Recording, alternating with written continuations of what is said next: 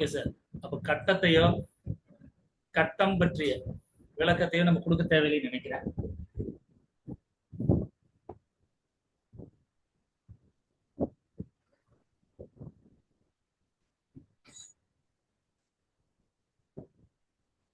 அப்படி யாராவது ஒரு சில பேர் கட்டங்கள் தெரியவே இல்லை சார் அப்படின்னா கூட பேசிக் அஸ்ட்ராலஜின்னு சொல்லிட்டு கிட்டத்தட்ட ஒரு 13 பார்ட் இருக்கு எடுத்திருக்கேன். பேசிக் அஸ்ட்ராலஜின்னு சொல்லிட்டு கிட்டத்தட்ட 13 பார்ட் எடுத்திருக்கேன். கட்டம் எப்படி வந்தது, ஒவ்வொரு ராசி கட்டத்தினுடைய அளவு என்ன, எதற்காக இப்படி எல்லாம் பிரிச்சிருக்காங்க, எதற்காக அதிபதிகள்லாம் அந்தந்த கட்டங்களுக்கு கொடுத்துருக்காங்க, எதற்காக 2 புதன், எதற்காக 2 சுக்கிரனுக்கு வீடு, எதற்காக 2 செவ்வாய்க்கு வீடு, எதற்காக 2 சனிக்கு வீடு, அதற்கான விளக்கங்கள்லாம் அறிவியல் பூர்வமான விளக்கங்கள்லாம் ஏற்கனவே நான் வந்து கொடுத்துருக்கேன். அது சம்பந்தமான டிவிடியும் இருக்கு. அதனால அது யூஸ்ஃபுல்லா இருக்கும். ஒருவேளை இல்லை சார் நாங்கள் உண்மையிலேயே எனக்கு எதுவுமே தெரியாதுன்னா கூட நீங்கள் இந்த கிளாஸ் முடிஞ்ச உடனே கொஞ்சம் இன்ஃபார்ம் பண்ணுங்க. கிளாஸ் முடிஞ்ச உடனே பேசிக் அஸ்ட்ராலஜி எனக்கு தெரியாது சார், எதுவுமே தெரியாது சார் அப்படிங்கிறவங்க கொஞ்சம் இன்ஃபார்ம் பண்ணுங்க. ஓகேங்க. இப்போ நம்ம வந்து எல்லாருமே ஓரளவுக்கு நல்ல ஜாதகம் படிச்சவங்க தான். அப்போ சூரியன் என்னன்னு தெரியும், சந்திரன் என்ன தெரியும், 9 கிரகங்கள் பத்தி உங்களுக்கு எல்லாருக்குமே முழுமையா தெரியும்னு நினைக்கிறேன். முழுமையா தெரியாட்டா கூட பரவாயில்லை. ஏன்னா நம்ம ஒரு சில பேர் பார்த்தீங்கன்னா ஒரு வகுப்புல போகும்போது ஞாயிற்றுக்கிழமை மட்டும் வகுப்புகள் நடக்கும். அவங்க என்ன சொல்றாங்களோ அதை மட்டும் நம்ம படிச்சுட்டு வந்திருப்போம். அதனால ஏதாவது ஒரு தேடுதல் இருக்கும்போது ரைட் அவங்க சொல்றதை நம்ம கேட்டுட்டே வருவோம் அப்படின்னா ஒரு சில பேர் விட்டுருப்பீங்க. நான் நேற்று வராதவர்களுக்காக திரும்ப ஒரு இன்னைக்கு நான் சொல்றேன், இப்பவும் நான் சொல்றேன், பெரிய லெவல்ல வந்து இதுல வந்து ரிஸ்க் எடுக்க தேவையில்லை. எல்லாருமே கொஞ்சம் மியூட் பண்ணி வச்சுக்கிறீங்க. கலைச்செல்வம் உங்க அடிக்கடி ஆனாகுது, மியூட் பண்ணி வச்சுக்கிறீங்க. சிவாஜி சார் உங்க இதையும் கொஞ்சம் மியூட் பண்ணி வச்சுக்கிறீங்க. ஓகே. அப்ப ஜாதகத்தை பொறுத்தவரை நம்ம வந்து நேற்று சொன்ன விஷயத்தை தான் இன்னைக்கு திரும்ப சொல்றேன். நிறைய வந்து நம்ம வந்துட்டு படிக்கணும்னு அவசியம் இல்லை. இதனுடைய ஹம்பல் ரெக்வெஸ்ட் என்னன்னா, யாராவது தயவு செய்து பாரம்பரிய புக்கு நிறைய வாங்கி வச்சிருக்க சார் அப்படின்னு யாராவது இருந்தீங்கன்னா, துபிலன் சார் அடிக்கடி போன் ஆன் ஆகுது, கொஞ்சம் செக் பண்ணிக்கிறீங்க. ஓகேங்களா? அப்படி யாராவது நிறைய புத்தகங்கள் வாங்கி வச்சிருக்கேன் சார், நிறைய புத்தகங்கள் இருக்கு சார், கட்டுக்கட்டா புத்தகங்கள் பாரம்பரியத்துல ஒரே நாளைக்கு ஜோதிடர் ஆகலாம், ஒரே வாரத்தில் ஜோதிடர் ஆகலாம், மிதுனராசியை பற்றி, கும்பராசியை பற்றி, அதே மாதிரி வந்து மிதுன லக்னத்தை பற்றி, கிரகங்களை பற்றி சொல்லி நிறைய புத்தகங்கள் வாங்கி வச்சிருந்தீங்கன்னா எனக்காக என்னுடைய வேண்டுகோளை ஏற்று ஒரு 24 வகுப்புகள் மட்டும் கம்ப்ளீட்டா அதை மூடி வச்சிருங்க. அதாவது மூடினா நான் சொல்றது ஒரு சாக்குல போட்டு கட்டி கண்ணுக்கு தெரியாம ஒரு ஓரமா வச்சிருங்க. ஏன்னா நான் என்னோட மாணவர்களுக்கு வேற மாதிரி சொல்லுவேன். அந்த வார்த்தையை முதல்ல சொல்ல வேண்டாம். நான் செஞ்ச வேலையைத்தான் நான் மாணவர்களுக்கு சொல்லுவேன். இன்னைக்கு தான் முதல்ல வந்திருக்கிறதுனால நான் உங்களுக்கு அந்த வார்த்தையை சொல்ல விரும்பல. அதனால நீங்க எது படிச்சாலும் சரி, கேபி படிச்சிருக்க சார், அதுல புக்கு நிறைய வாங்கி வச்சிருக்க சார், எந்த புத்தகமா இருந்தாலும் சார், எந்த புத்தகங்களா இருந்தாலும் எதுவுமே ஒரு 24 வகுப்புகளுக்கு மட்டும். 24 வகுப்புகள்னா கிட்டத்தட்ட ஒரு 48 மணி நேரத்துல இருந்து ஒரு 50-52 மணி நேரம் ஓடும். ஏன்னா வகுப்புகளை பொறுத்தவரை 2 மணி நேரம் தான் சொல்லுவோம், இருந்தாலும் கூடுதலான நேரம் நமக்கு வந்து எடுத்துக்கிற மாதிரி இருக்கும். அதனால பொதுவா வந்து பாத்தீங்கன்னா இந்த 24 வகுப்புகள் மட்டும் நான் உங்களுக்கு 6000 ரூபாய் ஃபீஸ் சொல்லியிருக்கேன். இந்த 24 வகுப்புகள்ல உங்களால பலன் சொல்ல முடியலைன்னா சாஃப்ட்வேர் கண்டிப்பா வாங்கணும் சார். வாங்கி பலன் சொல்ல முடியலைன்னா இந்த 6000 ரூபாய் நான் ரிட்டர்ன் கொடுத்துறேன். ஃபர்ஸ்டே அந்த உத்தரவாதம் தரேன். முதல் தடவையா உங்களுக்கு அந்த 6000 ரூபாய ரிட்டர்ன் கொடுத்துறேன். காரணம் என்னன்னா, எல்லாருமே பாவம் நீங்க பாரம்பரியம் அப்படி நிறைய கேபி அப்படின்னு சொல்லி நிறைய தேடுதல் போயிருப்பீங்க, நிறைய பணம் செலவழிச்சிருப்பீங்க. பணத்தை விட உங்களுடைய நேரங்காலம் ரொம்ப முக்கியம். ஏன்னா ஞாயிற்றுக்கிழமை தான் பாத்தீங்கன்னா நிறைய பேருக்கு ஓய்வு நாட்களா இருக்கும். அந்த ஞாயிற்றுக்கிழமையிலையும் பாத்தீங்கன்னா வகுப்புகள் வைப்பாங்க. அந்த ஞாயிற்றுக்கிழமையிலையும் பாத்தீங்கன்னா உங்களுடைய ஓய்வு நேரத்தை ஒதுக்கி வச்சுட்டு, குழந்தைகளோட செலவழிக்கிறத ஒதுக்கி வச்சுட்டு, சந்தோஷமா இருக்கிறத ஒதுக்கி வச்சுட்டு இன்னைக்கு வந்துட்டு பாத்தீங்கன்னா நேரம் செலவழிக்கும் போது அந்த நேரம்ங்கிறது ரொம்ப முக்கியம். அது மாதிரி நிறைய நேரங்களை வந்து நீங்க செலவழிச்சிருப்பீங்க. அந்த நேரங்கள் உங்களுக்கு பயனுள்ளதாக இருந்தா நிச்சயமாக நீங்க வந்து இங்க வந்திருக்க மாட்டீங்க. நானும் அதே நிலையை கடந்துதான் நீங்க வந்திருக்கிறதுனால உங்களுடைய உணர்வுகளை நான் மதிக்கிறேன். உங்களுடைய உணர்வுகளும் எனக்கு தெரியும். நாங்க அறிந்ததுனால சொல்றேன். 24 வகுப்புகள் மட்டும் அந்த பாரம்பரிய புக்கா இருந்தாலும் சரி சார், கேபி சம்பந்தப்பட்ட புத்தகங்கள் இருந்தாலும் சரி சார், நிறைய வாங்கி வச்சிருக்க சார் அப்படின்னு இருந்தா அந்த தயவு செய்து என்ன செய்யுங்கன்னா, கண்ணுல படாம 24 வகுப்புகள் மட்டும் ஒதுக்கி வச்சிருங்க. நான் திரும்பவும் உங்களுக்கு ஒரு உத்தரவாதம் தர்றேன். இந்த 24 வகுப்புகள்ல சாஃப்ட்வேர் வாங்கி ஜாதகம் உங்களால இண்டிவிஜுவலா உங்க குடும்பம் நீங்க உங்க எல்லாத்துக்குமே சொல்ல முடியலைன்னா இந்த 6000 ரூபாயை ரிட்டர்ன் பண்ணிடுறேன். 6000 ருபீஸை ரிட்டர்ன் பண்ணிடுறேன். அது நிச்சயமா உங்களுக்கு அது கேரண்டியாவே சொல்றேன். அதுல எந்த வித மாற்றமும் இல்லை. ஓகேங்களா? சரிங்க. இப்ப நம்ம வந்து கட்டங்களை பத்தி ஒரு சில பேருக்கு தெரிஞ்சிருக்கும். எல்லாருக்குமே தெரியும். நீங்க ஏற்கனவே சொல்லிட்டீங்க. நாங்க எல்லாருமே பாரம்பரியம் படிச்சவங்க தான் சார் அப்படின்னு. இதுவரையுமே எதுவும் கிளாஸ் சரியா அட்டன் பண்ணல சார் அப்படின்னா கூட இன்றையில இருந்து வகுப்பு அட்டன் பண்ணுங்க. ஞாயிற்றுக்கிழமை மட்டும் காலையில வகுப்பு இருக்கும். மற்ற நாட்கள்ல ஈவினிங் டைம். ஏன்னா எல்லாருடைய கருத்துக்களையும் கேட்டு ஒரு சில பேர் ஈவினிங் ஷிஃப்ட் இருந்தாலும் இருக்கும். எல்லாருடைய கருத்துக்களையும் கேட்டு அதன் ரீதியாக நான் வந்து கிளாஸ் செட் பண்ணி தர்றேன். ஒன்றும் பிரச்சனை இல்லை. 35 பேர் புதுசா ஜாயின் பண்ணியிருக்காங்க. ஒரு சில பேர் கூட இன்னைக்கு வர முடியாம ஒரு சில பேர் ஃபாரின்ல ஒர்க்ல இருக்கவங்க இருக்காங்க. ஒரு சில பேர் இன்னைக்கு கூட இன்னைக்கு வர முடியாது சார், நான் முடிஞ்சா லேட்டா ஜாயின் பண்ணிக்கிறேன்னு சொல்றவங்க இருக்காங்க. அதனால அதிகபட்சம் ஒரு 30 பேர் உங்க குரூப்ல வருவாங்க. இந்த 30 பேரோட நம்ம பயணம் செய்யலாம். இந்த 30 பேர்ல இதுவரையும் எதுவுமே தெரியல சார், நான் ஏற்கனவே வந்துட்டு நீங்க கூட்டத்துல கேட்டீங்க சார், குரூப்ல கேட்டீங்க, நிறைய பேர் இருந்ததுனால வந்து பாத்தீங்கன்னா எனக்கு அந்த பதில சொல்றது சங்கடமா இருந்ததுங்க அப்படி இருந்தா கூட நீங்க இன்றையில இருந்து மட்டும் வாட்ச் பண்ணா போதும். முதல்ல ஒரு விஷயம் நீங்க நல்லா புரிஞ்சுக்கணும். ஜோதிடம் படிக்கிறதுக்கு ஃபர்ஸ்ட் திறந்த மனநிலையோட உட்காருங்க. அதாவது எப்படின்னா, ஒரு குழந்தைகிட்ட வந்து நம்ம எது சொன்னாலுமே ஈஸியா எடுத்துக்கிறோம். குழந்தைகிட்ட வந்து பாத்தீங்கன்னா நம்ம என்ன சொல்லி கொடுக்கணுமோ அது ஈஸியா எடுத்துக்கிறோம். அது தீமையாக இருந்தாலும் நன்மையாக இருந்தாலும் நிறைய பார்த்துருக்கீங்க கிராமப்புறங்கள்ல அசிங்கமான வார்த்தைகளை சொல்வது பாத்தீங்கன்னா அது அப்படியே திரும்ப குழந்தை சொல்லணும். அது மாதிரி வந்து பாத்தீங்கன்னா இப்போதைக்கு நீங்க ஒரு குழந்தை மனநிலையில உட்கார்ந்துக்கிறீங்க. எதுவுமே எனக்கு தெரியாது சார், கட்டம்லாம் தெரியாது சார், எதுவுமே தெரியாது சார், அந்த மனநிலையில நீங்க உட்கார்ந்து படிச்சா போதும். இதை பொறுத்தவரை நம்ம வந்து என்னென்ன படிக்க போறோம் அப்படின்னா, ஃபர்ஸ்ட் வந்து பாவங்களை பத்தி நான் ஒரு வகுப்பு ஒரு சிறு குறிப்பு மாதிரி எடுக்கிறேன். கிரகங்களை பத்தியும் ஒரு குறிப்பு எடுக்கிறேன். பொதுவா ஜோதிடம்னா என்ன அப்படிங்கிறதையும் ஒரு குறிப்பு எடுத்துட்டு நம்ம வகுப்பு அடுத்தடுத்து அந்த பாவங்களை எப்படி பிரிக்கிறது அதுதான் மெயின். பாவங்கள் பிரிக்கிறத பத்தி நம்ம வந்து வகுப்புகள் எடுத்துக்கிட்டு அதுக்கடுத்து நம்ம பலன்கள் சொல்றது எப்படி அந்த மாதிரி உள்ள போயிடலாம். அதிகபட்சம் ஒரு 4 வகுப்புகள் இருந்து 5 வகுப்புகள் வந்து பாத்தீங்கன்னா சும்மா ரிவைஸ் பண்ற மாதிரி. ஏன்னா நிறைய நீங்க வந்து பாத்தீங்கன்னா ஒரு கிரகங்களை பத்தி படிச்சிருப்பீங்க. ஆனா அந்த கிரகங்களுடைய பலன்கள் வந்து பாத்தீங்கன்னா நீங்க ஒரு முறையில படிச்சிருப்பீங்க. அது இந்த முறைக்கு சரியா வருதான்னு பாருங்க. இந்த முறைக்கு சரியா வருதான்னு பாருங்க. அப்ப சரியா வராத பட்சத்துல நான் சொல்றது மட்டும் ஒரு 24 வகுப்புகள் கேட்டுக்கிட்டே வாங்க. உங்களுக்கு நிச்சயமாக அந்த 24 வகுப்புகள் முடியும் பொழுது ஒரு ரைட், ஓகே, நம்ம அவர் சொன்னது சரிதான், இந்த பிளானட்டுக்கு நம்ம இதை பார்த்தா போதும், இந்த கேள்விக்கு இந்த பிளானட்டை பார்த்தா போதும் அப்படிங்கிற மாதிரி உங்களுக்கு அது புரிய ஆரம்பிக்கும். ஓகேங்களா? சரிங்க. கட்டத்தை பொறுத்தவரை உங்களுக்கு தெரியும். முதல்ல வந்து பாத்தீங்கன்னா மேச ராசின்னு சொல்லுவோம். மேசராசியுடைய அதிபதி வந்து பாத்தீங்கன்னா செவ்வாய். நிறைய பேர் வந்து பாத்தீங்கன்னா அதிகமா படிச்சது இதான் இருக்கு. படிச்சதுல நிறைய பேர் படிச்சது என்னன்னா கட்டங்களை தான் நிறைய படிச்சிருக்கீங்க.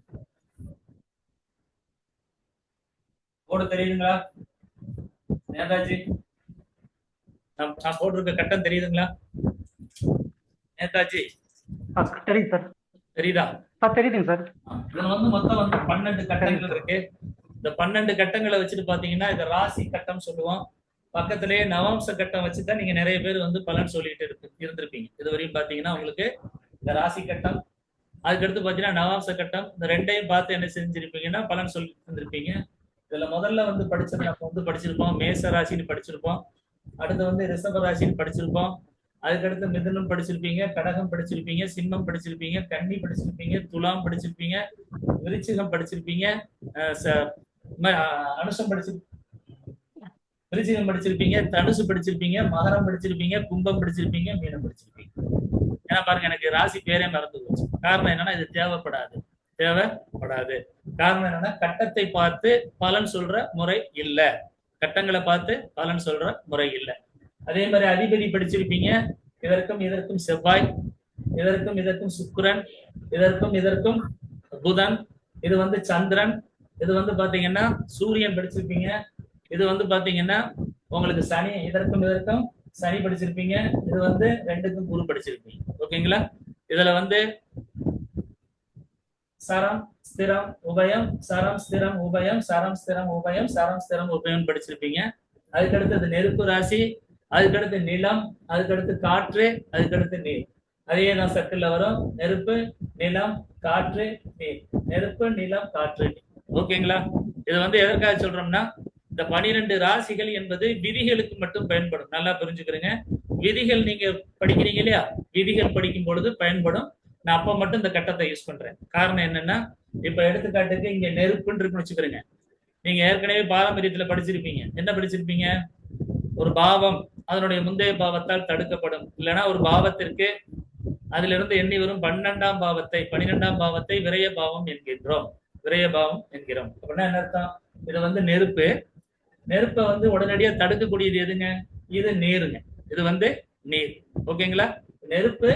நெருப்பை வந்து உடனடியா அதை தடுக்கக்கூடியது அதுக்குடைய முந்தைய பாவம் ஆகிய, அதாவது 12ஆம் பாவம் ஆகிய நீர்னாலதான் நம்ம என்ன சொல்றோம்? ஒரு பாவம் அதனுடைய முந்தைய பாவத்தால் தடுக்கப்படும் சொல்றோம். இதெல்லாம் நிறைய நீங்க படிச்சிருப்பீங்க, நிறைய கேள்விப்பட்டிருப்பீங்க. இருந்தாலும் என்னுடைய பங்குக்கு நான் ஒரு சிறிய விளக்கத்தை மட்டும் கொடுத்தேன். அடுத்து வந்து பாத்தீங்கன்னா, இந்த பாவம், இந்த நீருங்கிற பாவம் இந்த பாவத்தால் தடுக்கப்படும், கும்பராசியால் தடுக்கப்படும். மீனராசிங்கிறது கும்பராசியால் தடுக்கப்படும். ஏன்னா அது விதிகளுக்காக நான் சொல்றேன். ஒரு பாவம் அதனுடைய முந்தைய பாவத்தால் தடுக்கப்படும். உங்களுக்கே தெரியும், நீர் என்பது எதால் தடுக்கப்படும்? காற்றால் தடுக்கப்படும். நம்ம நிறைய கிராமப்புறங்கள்ல பார்த்திருப்போம். மேகம் அப்படியே கருகருன்னு கருத்துட்டு வந்துச்சு, ஒரு காத்து அடிச்சிச்சு. காத்து அடிச்ச உடனே மழை எங்க ஊரை தள்ளி சோழவந்தாங்க பக்கம் போயிருச்சு அப்படிம்போம், இல்ல எங்க ஊரை தள்ளி காரணம்பேட்டை பக்கம் போயிருச்சும்போம். அது மாதிரி என்ன சொல்லுவோம்? அந்த காற்று வரும்போது என்ன ஆகுது? மழையினுடைய தன்மை வந்து பாத்தீங்கன்னா செயலிழக்கும். இதுதான் ஆக்சுவலா என்ன சொல்லுவோம்? இந்த பாவம் செயல்படும் போது இந்த பாவம் தடுக்கப்படும். அதாவது இந்த பாவத்தை தடுக்கிறது இந்த பாவம் சொல்லும். அதற்கடுத்து என்ன படிக்கிறோம்?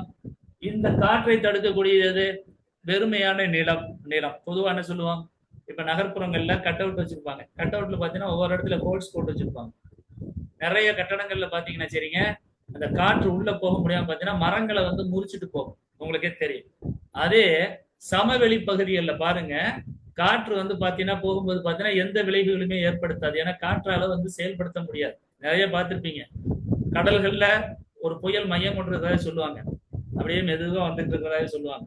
அப்ப அந்த காற்றுங்கிறத என்ன சொல்றோம்? கடலில் ஏற்படக்கூடிய ஒரு வெற்ற சூழ்நிலையில ஒரு காற்று புயல் ஏற்பட்டு, இதற்கான விளக்கம் தான் ஏற்கனவே நிறைய பேசிக் கஸ்டாலஜில கொடுத்துருக்கேன். அது எல்லாருமே நீங்க படிக்கும் போது அது தெரிஞ்சுக்கிறீங்க. அதுல வந்து பாத்தீங்கன்னா அந்த காற்று அப்படியே மெதுவா வந்து என்ன ஆகுங்க? நீரை கடந்து கரையை கடந்தவொடனே என்ன ஆகும்? ஆட்டோமேட்டிக்கா வலுவிழந்தது நம்ம படிக்கிறோம். வலுவிழந்து அது ஆந்திரா கடற்கரை பக்கம் போயிருச்சு. நிறைய கேள்விப்பட்டிருப்பீங்க. நியூஸ்ல என்ன சொல்லுவாங்க? கடற்கரை புயல் வந்து கரையை கடந்து ஆந்திரா பக்கம் போயிருச்சு அப்படிம்பாங்க. அப்படின்னா என்ன அர்த்தம்? எப்பொழுதுமே காற்றுங்கிறது வந்து பூமியால் வந்து பாத்தீங்கன்னா வலுவிழக்க ஆரம்பிச்சு. பூமிங்கிறது வந்து பாத்தீங்கன்னா பூமி கோளத்துக்கு கீழேங்கிறது, பூமி வந்து பாத்தீங்கன்னா எப்பொழுதுமே வந்து பாத்தீங்கன்னா வெடிச்சு சிதறக்கூடிய தன்மை உள்ளது. ஒவ்வொரு கோள்களும் உருவானது நீங்க கேள்விப்பட்டிருப்பீங்க. ஒன்றோடு ஒன்று வெடித்து சிதறி அதுல வந்து பூமியிலிருந்து துணைக்கோளாகிய நம்ம செவ்வாய் எல்லாம் பாத்தீங்கன்னா பூமியில இருந்து வெடித்து சிதறிய சகோதர கோள். அதனாலதான் நம்ம வந்து செவ்வாய சகோதரன் சொல்றோம் அப்படின்லாம் நம்ம நிறைய படிச்சிருப்போம். அப்ப அந்த பூமியை வந்து செயல்பட விடாம வெடித்து சிதற விடாம பண்றதுக்கு என்ன காரணம் அப்படின்னா, உள்ள வந்து பாத்தீங்கன்னா நெருப்புன்னு ஒண்ணு இருக்கு. பூமிக்கு கீழே நெருப்புன்னு ஒண்ணு இருக்கு. அந்த நெருப்பு தத்துவம் இருக்கிறதுனாலதான் இந்த பூமியால வந்து பாத்தீங்கன்னா செயல்பட விடாம போகுது, அதாவது வெடித்து சிதறாம இருக்கு அப்படிங்கறத சொல்லுவோம். இதுதான் நம்ம என்ன சொல்றோம்னா விதி. முதல் விதி என்னன்னா, ஒரு பாவத்திலிருந்து எண்ணி வரும் 12ஆம் பாவம் அந்த பாவத்தை ஜாதகருக்கு, அந்த பாவத்தின் பலனை ஜாதகருக்கு அனுபவிக்க விடாது. தயவு செய்து யாரும் நான் சொல்லும் பொழுது எழுத வேண்டாம். நான் எழுத சொல்லும் போது எழுதினா போதும். நான் ஜஸ்ட் விளக்கு மட்டும் தான் கொடுக்குறேன். இந்த விளக்கு மட்டும் கொடுக்கறதுனால நீங்க இதுல உட்காந்துட்டு எழுதிட்டு இருக்கணும்னு அவசியம் இல்லை. ஓகேங்களா? எழுதிட்டு இருக்கணும்னு அவசியம் இல்லை.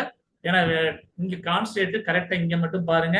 தயவு செய்து கான்ஸ்டேட் பண்றத வந்து கவனத்தை வந்து சிதறடிச்சிட வேண்டாம். அதுல ரொம்ப கொஞ்சம் கவனமா இருந்துக்கிறீங்க. ஏன்னா உங்களுடைய வகுப்பு அது, உங்களுடைய நேரம். யாரும் இங்க நான் வந்து இங்க ஓசியா சொல்லிக் கொடுக்கல, கிளாஸ் பணம் வாங்கிட்டு தான் சொல்லிக் கொடுக்குறேன். அதனால ஒவ்வொரு மணித்துளியும் ஒவ்வொரு வினாடியும் சரிங்களா, அது உங்களுக்கானது. அதனால தயவு செய்து எழுதிக்கிட்டு, நீங்க சொல்லும்போது நான் எழுதிக்கிட்டு இருந்தேன் சார் அப்படின்னு தயவு செய்து இது பண்ணிட வேண்டாம். சொல்றதை மட்டும் கேளுங்க. நான் எதெல்லாம் எழுத சொல்றேனோ அதெல்லாம் எழுதிக்கிறேங்க. புத்தகத்துல எல்லாமே இருக்கு. அது போக நானும் விளக்கம் கொடுக்கும் போதெல்லாம் உங்களுக்கு எல்லாமே புரிய ஆரம்பிச்சிடும். ஓகேங்களா? ஒரு பாவத்திலிருந்து எண்ணி வரும் 12ஆம் பாவத்தை நம்ம என்ன சொல்லுவோம்னா விரய பாவம் சொல்லுவோம். இல்லைன்னா என்ன செய்யலாம்? மாத்தி சொல்லலாம். ஒரு பாவம் செயல்படும் பொழுது அதற்கு அடுத்த உள்ள பாவம் செயல்படாது. ஏன்னா அந்த பாவம் வந்து அந்த அடுத்த பாவத்துக்கு 12ஆம் வேலை செய்யறதுனால செயல்படாதுன்னு சொல்லுவோம். இது வந்து பொதுவா நம்ம அடுத்த விதிகள்னு ஒண்ணு படிப்போம். விதிகள் படிக்கும் பொழுது அதே மாதிரி பாவங்களுடைய பலன்கள் படிக்கும் போது நம்ம திரும்ப திரும்ப படிப்போம். அப்ப நம்ம வந்து அதை பத்தி பேசிக்கலாம். ஓகே, இப்ப நம்ம கட்டங்களை பொறுத்தவரை என்ன படிக்கிறோம்? பொதுவா வந்து 9 கிரகங்கள் இருக்கு. கிரகங்களை பொறுத்தவரை 9 கிரகங்கள் படிக்கிறோம் நம்ம. அதுக்கடுத்து பாத்தீங்கன்னா 12 பாவங்களை படிக்கிறோம். 12 பாவங்களை படிக்கணும். ஒரு மனிதருக்கு ஒரு தொழில் செய்யணும் அப்படின்னா, ஒரு கொத்தனார்னு வச்சுக்கிறீங்க. கொத்தனாருடைய முக்கியமான அவருடைய கருவி என்னவா இருக்கும்னு நினைக்கிறீங்க? ஒரு கரண்டி வச்சிருப்பாரு, இல்லாட்டா ஒரு நூல் மாதிரி ஒரு மணிக்குண்டு மாதிரி ஒரு வச்சு என்ன செய்வாருன்னா, அந்த இது பண்றதுக்காக நேரம் இருக்கான்னு பாக்குறதுக்காக ஒரு மணிக்குண்டு அது ஒன்று பேர் சொல்லுவாங்க, அது ஒன்று வச்சிருப்பாரு. அது மாதிரி பாத்தீங்கன்னா சரிங்க, அவருக்கு தேவையான பொருட்கள் என்னவோ அது வச்சிருப்பாங்க. ஒரு சித்தாள் போறாங்கன்னா அவங்க என்ன வச்சிருப்பாங்க? கண்டிப்பா ஒரு சட்டி வேணும், ஒரு மண்வெட்டி வேணும், இந்த மாதிரி வச்சிருப்பாங்க.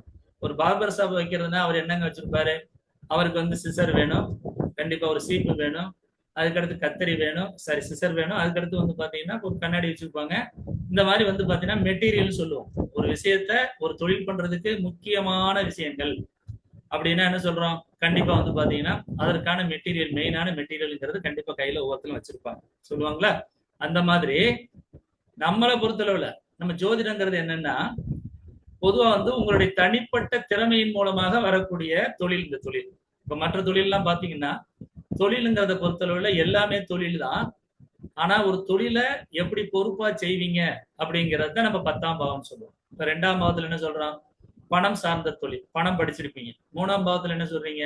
தகவல் தொடர்பு சாதனங்கள், சரிங்களா? அதுக்கடுத்து எலக்ட்ரானிக் அண்ட் எலக்ட்ரிக்கல்ஸ், இது நிறைய இருக்கு. ஓகேங்களா? இது சார்ந்த தொழில்கள் நல்லா பண்ணாங்கன்னா அது 10ஆம் பாவம்னு அர்த்தம். அதே மாதிரி வீடு கட்டி கொடுக்கறது, வாகனம் சார்ந்த தொழிலுக்கு என்ன சொல்றோம்? 4ஆம் பாவங்கிறோம். அது சார்ந்த தொழில்கள் நல்லா செஞ்சாங்கன்னா 10ஆம் பாவம் சொல்லுவோம். இது மாதிரி ஜோதிடங்கிறது என்னன்னு சொல்லி பாத்தீங்கன்னா, பொதுவா உங்களுடைய திறமை சார்ந்த விஷயங்கள், உங்களுடைய திறமையின் மூலமாக, உங்களுடைய அறிவின் மூலமாக சூழ்நிலைக்கு தகுந்தவாறு ஒருத்தர் வரும் பொழுது அவருடைய நிலையை அறிந்து, அவருடைய சூழ்நிலையை புரிந்து, அவருக்கு சாதகமாக அந்த ஜோதிடத்தை சொல்ல வேண்டும். அவர் இருளா வர்றவரை அவருடைய மனசு, அவருடைய மூளை, நம்ம வந்து ஏதோ ஒரு விஷயத்தால தாக்கப்பட்டு நம்ம எதுவுமே செய்ய முடியாம திக்கி திணறி நிக்கிறோமே, ஏதாவது ஒரு வழி கிடைக்காதா அப்படிங்கிற சூழ்நிலையில அவருக்கு ஒரு ஜோதி, ஒரு விளக்கை ஏற்றி ஜோதிடம் மூலமாக அனுப்பக்கூடிய வேலையை செய்யறதுல நீங்க இருக்கீங்க. அப்ப நீங்க என்ன செய்யணும்னா, முதல்ல உங்களுக்கு கான்பிடென்ட் வேணும். என்னால் முடியும் அப்படிங்கிற கான்பிடென்ட் வேணும். சார் வீட்டுல சார் வீட்டுக்காரர் வந்து பாத்தீங்கன்னா எப்போதும் சார் குடிச்சிட்டே வர்றாரு சார், வர்ற சம்பளம் ஃபுல்லா பாத்தீங்கன்னா அவரே குடிச்சிருவாரு சார், வீட்டுக்கு எப்பாவது அரிசி மட்டும் வாங்கி போடுவார் சார். இது ஒரு சில பேர் பெண்களுடைய. ஒரு சில பேர் சார் என்ன சொல்லுவாங்கன்னா, பணத்தை பூரா கொண்டாந்து என்கிட்ட கொடுத்துருவாரு சார், நான் தான் சார் எல்லாமே பார்த்துக்கிட்டு இருக்கேன், அதனால வந்து பாத்தீங்கன்னா எனக்கு வந்து பணம்னா ஒரு பிரச்சனை இல்லை சார், ஆனா பாத்தீங்கன்னா மற்றபடி பாத்தீங்கன்னா சொந்தக்காரவங்க அவங்கன்னு வந்து பாத்தீங்கன்னா நிறைய உட்காந்துட்டு சார் ஏகப்பட்ட டார்ச்சர் சார், அந்த டார்ச்சரை என்னால விட முடியல, அது ஏதாவது நான் சொன்னா என் வீட்டுக்காரர் ஒத்துக்கிற மாட்டார் சார். இன்னொருத்தர் பாத்தீங்கன்னா கடன் சார், நல்லா போயிட்டு இருந்து சார் தொழில், திடீர்னு பாத்தீங்கன்னா சார் கடன் ஆகி போச்சு சார், நான் ஏன்டா அந்த தொழிலுக்கு வந்தனுமே தெரியல சார், சும்மா இருந்தா கூட நிம்மதியா இருந்தேன் சார். இது மாதிரி ஒவ்வொருத்தருக்கும் ஒரு பிரச்சனை. வேலை போயிட்டு இருந்து சார், திடீர்னு பாத்தீங்கன்னா இன்னொரு வந்தா சார், அதுல வந்து எனக்கு சீனியர்ஸ் சரியெல்லாம் போயிட்டா சார், அவர் ரொம்ப டார்ச்சர் கொடுத்துட்டு இருக்கேன் சார், இதுக்கு முன்னாடி இருந்த சீனியர் நல்லா இருந்துச்சு சார், இப்ப ரொம்ப தொந்தரவு அதிகமா இருக்கு சார். மாதிரி ஒவ்வொருத்தருக்கும் ஒரு பிரச்சனைகள் இருக்கும். பிரச்சனைகள் இல்லாத மனிதர்களே எதுவும் இல்லை. காலச்சக்கரத்துல வந்து என்ன சொல்றோம்? மொத்தம் 12 பாவங்கள். அந்த 12 பாவங்கள்ல 8ஆம் பாவமும் 12ஆம் பாவமும் இல்லாம யாருமே இருக்க முடியாது. காரணம் என்னன்னா, ஒவ்வொரு பாவம் அந்த ஆயுளை பிடித்துக் கொண்டிருக்கிறது 8ஆம் பாவம். அதே மாதிரி என்ன சொல்றோம்?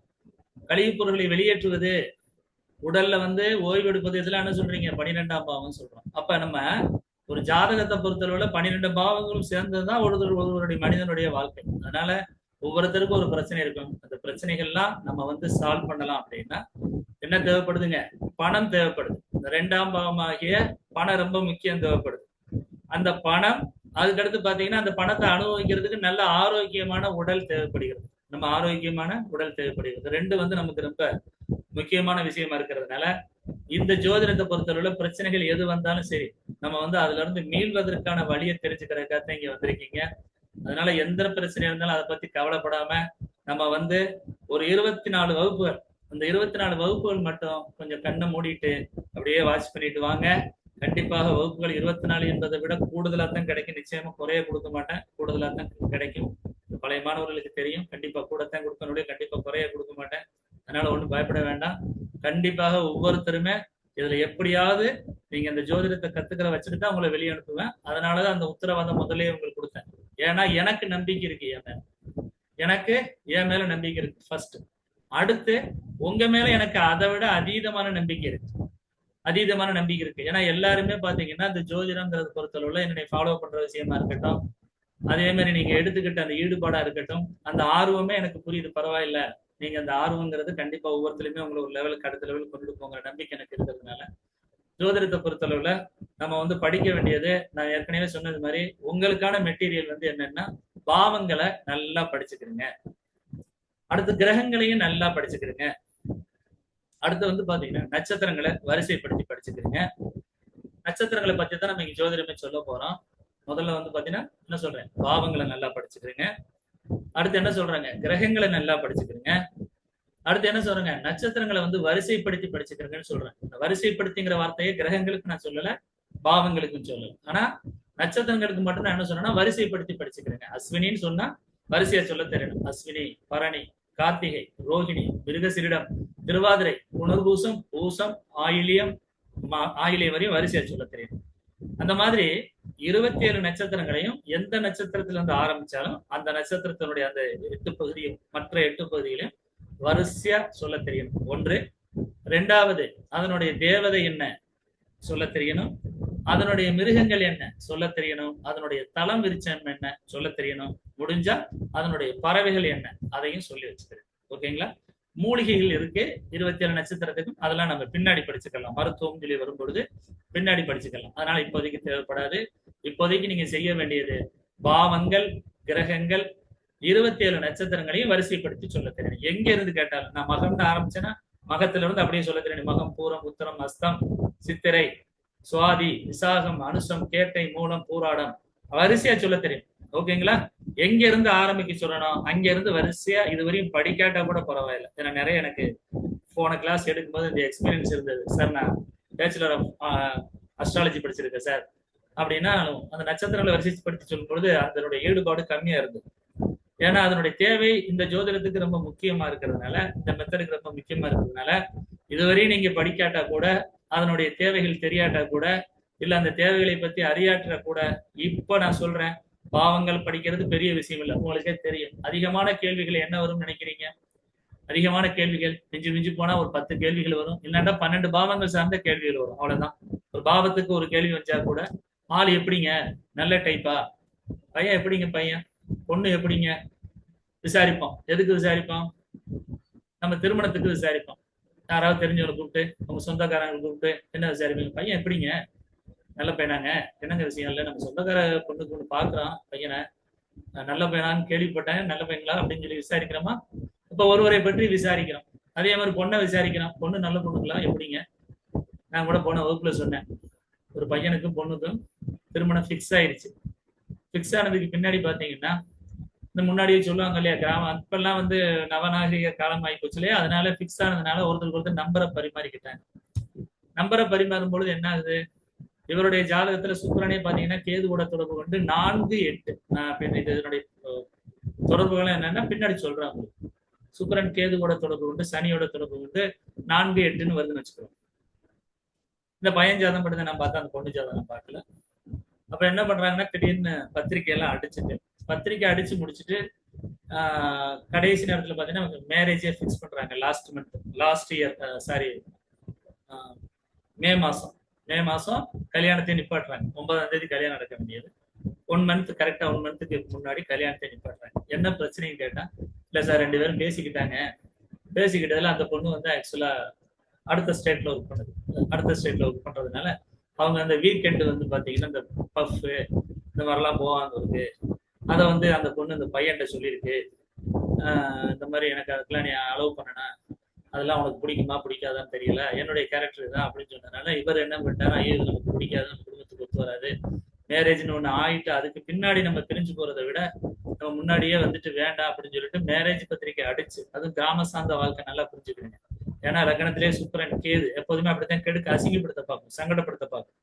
நிறைய சம்பவங்கள் சொல்லலாம். எங்க வீட்லயே ஒரு சம்பவம் நடந்துச்சு, என்னுடைய அக்கா பையனுக்கே நடந்துச்சு. அதெல்லாம் நம்ம பின்னாடி போகும்போது, திருமண பொருத்தம் போகும்போது நம்ம பகிர்ந்துக்கலாம், ஒன்றும் தப்பு இல்லை.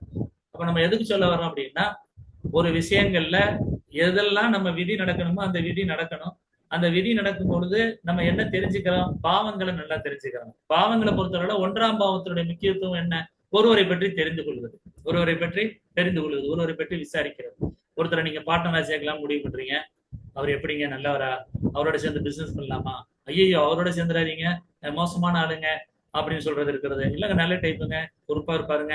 அப்ப நம்ம எதை வச்சு சொல்றோம்? லக்ன பாவத்தை வச்சு சொல்றோம். 1ஆம் பாவத்தை வச்சு தான் என்ன சொல்றோம்? ஒருவருடைய குணநலன்களை சொல்றோம், ஒருவருடைய கேரக்டரை சொல்றோம், ஒருவருடைய சிந்தனைகளை சொல்றோம், ஒருவருடைய எண்ணங்களை சொல்றோம். அப்ப லக்ன பாவத்தை பொறுத்தவரை என்ன சொல்றது? அது சார்ந்த கேள்வி வரும். எதற்கு வரும்? தொழில் சார்ந்த விஷயங்கள்ல பார்ட்னர் சேர்றது, இல்ல ஒரு வரவு செலவு பண்றதா இருக்கட்டும், இல்ல இந்த மாதிரி திருமண விஷயங்களா இருக்கட்டும். இப்படி நிறைய இருக்குங்க, நிறைய இருக்கு. நம்ம வீடு பக்கத்துல ஒரு இடம் வாங்கி கொடுக்கலாம்னு இருக்கேன் அவருக்கு. அது எப்படிங்க வில்லங்க பிடிச்சாலும் நாளைக்கு பின்னாடி பக்கத்துல உட்காரச்சிட்டு சிக்கல்ல நம்ம மாட்டிக்கிற கூடாதுங்க. இப்படி பல வகையில வந்து சோர்சஸ் இருக்கு. அப்ப அவருடைய எண்ணங்கள் அப்படிங்கிறது லக்ன பாவம் சொல்றோம், லக்ன பாவங்கிறது சொல்றோம். ஓகேங்களா? அப்ப அடுத்து என்ன சொல்லுவோம்? வேற என்ன கேள்விகள் வரும்னு நினைக்கிறீங்க? பணம் சார்ந்த கேள்விகள் வரும். ஒரு தொழில் பண்றேன் சார், எனக்கு அது மூலம் வருமானம் கிடைக்குமா? ஏன்னா பணம் கேட்க மாட்டாங்க, அது நான் வருமானம் கிடைக்குமா? இப்ப நீங்களே நிறைய பேர் கேட்டிருப்பீங்க, சார் ஜோதிடம் நான் படிச்சேன்னா அதுல சம்பாதிக்கலாமா சார்? கேட்கிறோமா? சம்பாதிக்கலாமா சார்? 2ஆம் பாவம் பணம். அந்த பணம் சார்ந்த கேள்விகள் வரும். சார் இப்போ ஒரு நல்ல ஜாப்ல இருக்க சார், அடுத்த வருஷம் ரிட்டையர் ஆக மாதிரி இருக்க சார், ஏதாவது ஒரு வருமானம் இருந்தா நல்லா இருக்குன்னு நினைக்கிறேன் சார். என்னுடைய ஜோதிடத்துல இந்த தொழில் வந்தா கொஞ்சம் நல்லா இருக்குமா சார்? பண்ணலாம் நல்லா இருக்குமா சார்? கொஸ்டின்ஸ் வரலாம். இல்ல நான் ஃபாரின்ல இருக்கேன் சார், ஃபாரின் முடிச்சுட்டு வந்து இந்தியாவில் வந்து ஏதாவது தொழில், கன்ஸ்ட்ரக்ஷன் ஃபீல்டோ இல்ல பெட்ரோல் பல்கோ இல்ல எலக்ட்ரிக்கல் கடையோ இல்ல மரக்கடையோ இல்ல செங்கல் காலவாசலோ ஏதோ ஒண்ணு போடான்னு நினைக்கிறேன் சார். அப்படிங்கிற மாதிரி அதன் ரீதியாக எனக்கு வருமானம் வருமா? நல்லா தெரிஞ்சுக்கிறேங்க, வருமானம் வருமா? இந்த கேள்விகள் வரும். வருமானங்கிறத 2ஆம் பாவம் சொல்றோம், பணம் வருமா அப்படிங்கிறத 2ஆம் பாவமா சொல்றோம். வேற என்ன கேள்விகள் வரும்? ஒருவருடைய மனம் சார்ந்த விஷயங்கள் சொல்லுவோம். மனம் சார்ந்த விஷயங்கள்னா ஒருவரை பற்றி விசாரிக்கிறது எப்படி லக்ன பாவத்தில் விசாரிக்கிறோமோ அவரை பற்றிய செய்திகள் எப்படி வெளியே பரவுது, நல்லவரா கெட்டவரா, ஐயா மோசமான ஆளுங்க அப்படிங்கிற மாதிரி அவருடைய தகவல் தொடர்புன்னு சொல்லுவோம். 3ஆம் பாவத்தை பொறுத்தவரை முக்கியமானது என்னன்னா, நம்ம தெரிஞ்சுக்கிற வேண்டியதுல ஒரு இடத்துக்கு போறோம், அந்த அந்த போற இடத்துக்கான சூழ்நிலை நல்லா இருக்குமா இல்ல தீமையா இருக்குமா அப்படிங்கிறத பத்தி தெரிஞ்சுக்கிறது. அதே மாதிரி வந்து பாத்தீங்கன்னா ஒரு இடத்துல நம்ம வந்து கான்ட்ராக்ட் போடுறோம், அக்ரிமெண்ட் போடும் பொழுது அந்த அக்ரிமெண்ட் எல்லாம் வந்து பாத்தீங்கன்னா சரியா வருமா, ஒத்து போகுமா, இல்ல அக்ரிமெண்ட் ஏதாவது போட்டு ஒரு வேலையை செய்யும் பொழுது அதுல ஏதாவது பிரச்சனைகள் வருமா, இல்ல ஒரு கான்ட்ராக்ட் எடுக்கிறோம், அந்த கான்ட்ராக்ட் மூலமா சம்பாதிக்க முடியுமா, இந்த மாதிரி விஷயங்கள்லாம் 3ஆம் பாவத்துல வரும். ஒப்பந்தம் செய்து அதன் ரீதியாக தொழில் பண்ணுவது, ஒப்பந்தத்தின் மூலமாக தொழில் பண்ணுவது. இதை வந்து நம்ம என்ன செய்யறோம்? 3ஆம் பாவம்னு சொல்றோம். சார் நீங்க பாரம்பரியத்துல படிச்சது 2ஆம் வீட்டுல தனம், வாக்கு, குடும்பம் படிச்சிருப்பீங்க, அதெல்லாம் மறந்துடுங்க, தயவு செய்து மறந்துடுங்க. 2ஆம் பாவத்துல பணத்தை மட்டும் ஞாபகம் வச்சுக்கிறீங்க போதும். மற்றபடி ருசித்திறன், பேச்சு திறன், பார்வை திறன், நுகரும் திறன்லாம் தேவையில்லை. அது கேள்விகளா வராது. ரூலிங் பிளானட் எடுக்கிறதுக்கு வரலாம், இல்லட்டா நோய்கள் சார்ந்த கேள்விக்கு வரலாம். எனக்கு ஒரு கண்ணுல கொஞ்சம் பூச்சி விழுந்தது மாதிரி இருக்கு சார், கண்ணு பாரு, ஒரு கண்ணு சரியா தெரியல சார் பாரு. ஒருத்தர் சொல்லுவார் பல்லுல அடிக்கடி பிரச்சனை இருக்கு சார் அப்படின்பாரு. ஒருத்தர் மூச்சு விட முடியல சார் அடிக்கடி அப்படிம்பாரு. ஒருத்தர் சொல்லுவார் எனக்கு ஸ்மெல்லிங் கெப்பாசிட்டி சுத்தமா இல்ல சார் அப்படிம்பாரு. இந்த மாதிரி வரும்போது நோய்கள் சார்ந்த விஷயத்துக்காக வேணா நம்ம படிச்சுக்கலாமா ஒழிய மற்றபடி வந்து நம்ம வந்து ரொம்ப ரிஸ்க் எடுத்து இதுக்காக போய் நம்ம படிக்கணும் இல்ல. சாதாரண கேள்விகள் சார்ந்து இது வராது. அப்ப 1ஆம் பாவத்தை பொறுத்தவரை ஒரு விசாரிக்கிறத பத்தி படிக்கிறோம். 2ஆம் பாவத்தை பொறுத்தவரை பணத்தை மட்டும் ஞாபகம் வச்சுக்கிறேங்க, பணத்தை மட்டும் ஞாபகம் வச்சுக்கிறேங்க. 3ஆம் பாவங்கிறது ஒரு போன் எடுத்தா கூட யோசிக்கிறேன். 3ஆம் பாவத்தை பொறுத்தவரை ஒரு போன் எடுத்து பேசுறோம், அந்த கம்யூனிகேஷன் கரெக்டா இருக்குமா? ஏன்னா நம்ம எதற்காக இதெல்லாம் சொல்றோம் அப்படின்னா 27 நட்சத்திரங்களை பத்தி நம்ம படிக்க போறோம். இந்த 27 நட்சத்திரங்கள் படிக்கும் போது இப்போதைக்கு ஓடிக்கிட்டு இருக்க நட்சத்திரம் 10ல ஓடிச்சுன்னு வச்சுக்கிறோங்க. ஒரு போன் பேசலாமான்னா பேசக்கூடாது. ஏன் சார் பேசக்கூடாது? 10ஆம் பாவம் நல்லது தானே சார், தொழில் தானே சார் அப்படின்னா, இல்ல சார் நீங்க பேச போறது ஒரு தேவைக்காக பேச போறீங்க, ஒரு அக்ரிமெண்ட்டுக்காக பேச போறீங்க, இல்ல ஒரு டோக்கன் அட்வான்ஸ் கொடுக்கறதுக்காக பேச போறீங்க. 3ஆம் பாவங்கிறது அதுதான், ஒரு கம்யூனிகேஷனை கொண்டு போறதுக்காக கொண்டு போறீங்க, ஒரு தகவல் தொடர்பு கொண்டு போறதுக்காக போறீங்க. ஆனா இப்ப ஓடிட்டு இருக்க நட்சத்திரம் ஒரு 2 மணி நேரத்துக்கு 10ஆம் வீட்டுல ஓடுது. 10ங்கிறது 3ஆம் வீட்டுக்கு 8ஆம் வீடு சார், அதனால அது எதிர்மறையா வருங்க சார். அதனால நீங்க இந்த டயத்துல பேச வேண்டாம் சார். எனக்கு அந்த ஏசி மட்டும் கொஞ்சம்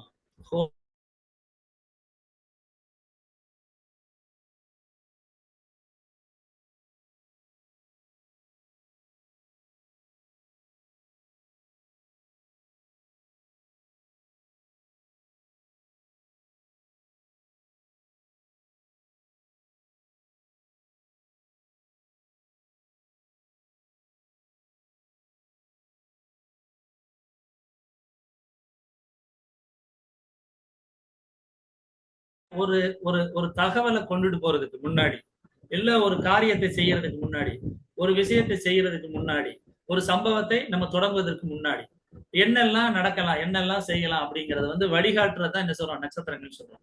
ஒரு நட்சத்திரம் இன்னைக்கு என்ன சொல்றோம்? 9 விதமான பலனை கொடுக்கும். அந்த 9 விதமான பலன்கள்ல எந்தெந்த நேரங்கள் நம்ம என்னெல்லாம் செய்யறதுக்காக நம்ம என்ன செய்யறோம்? பாவங்களை தெரிஞ்சுக்கிறோம்.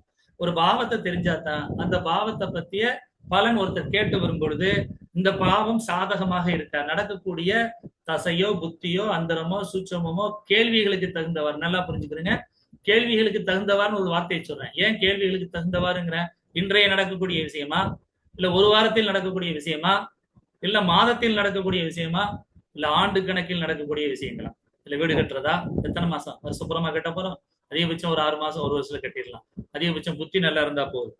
அதே இது இன்னைக்கு ஒரு விஷயமா போறோம் சார், போனா ஒருத்தர்கிட்ட பணம் கேட்கறதுக்காக போறோம் சார், கிடைக்குமான்னு கொஞ்சம் பார்த்து சொல்லுங்க சார். இன்றைய சம்பவம் அது, இன்னைக்கு போயிட்டு வந்தா அது போதும். அதுக்கடுத்து என்ன சொல்றோம்? திருமண வாழ்க்கை இது ஒரு நாள் நடக்குமா? அது ஆண்டு தசையை பார்க்கணும், கிரகங்களை பார்க்க வேண்டியிருக்கு. அப்ப கேள்விகளுக்கு தகுந்தவாறு நம்ம என்ன செய்யறோம்? பலன்கள் நம்ம பாக்குறதுக்கு பாவங்களை நம்ம தெரிஞ்சிருக்கணும். இப்ப பாவங்களை தெரியும் பொழுது நம்ம என்ன செய்யறோம்? நிறைய படிக்கணுமா சார்? புத்தகத்துல நீங்க